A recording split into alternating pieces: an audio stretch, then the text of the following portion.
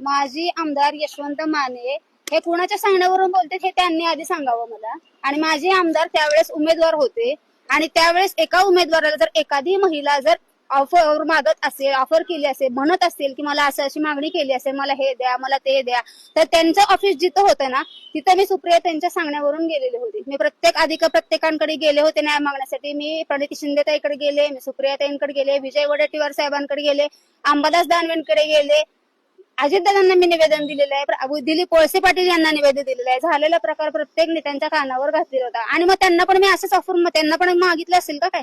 ते पण त्यावेळेस सत्ताधारी होते ना, काही विरोधक पण होते आणि काही सत्ताधारी होते. प्रत्येक आमदार खासदार कोण अशी मागणी केली असती मला मदत द्या म्हणून.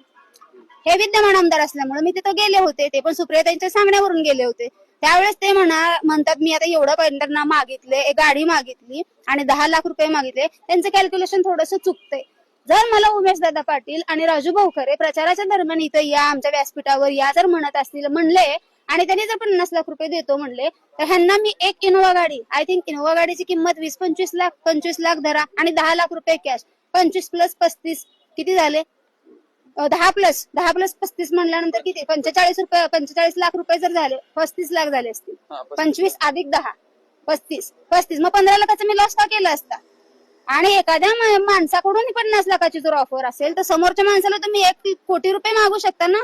मुलगा रडत असेल तर आई त्याला 1 चॉकलेट देते तर तो थांबत नाही, तर वडील त्याला 4 चॉकलेट देतात. तो आईचं ऐकेल का वडिलांचं ऐकेल? मग त्यांनी मला 1 कोटीची ऑफर द्यायची होती. ते विद्यमान आता होणारे आमदार होते, सध्या तर तेव्हाचे विद्यमान होतेच ना.